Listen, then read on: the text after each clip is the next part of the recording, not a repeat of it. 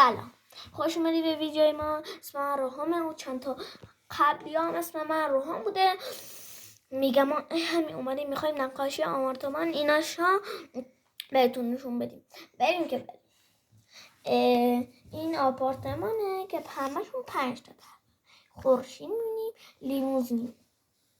این لیموزین چند رنگه، مثلا بگم 2 تا باکشونه، 2 تا مثلا اونجاش نتونسته مثلا بگم آسمون داره، خورشید داره، آپارتمان داره. آپارتمان های کجه مثلا زلزله میاد.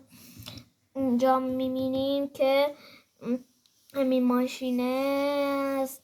اگه زابیر قشنگه، اگر خیلی قشنگه لایک کامنت ویدیو حال میکنین. مثلا نگاه چند تا آپارتمان داره.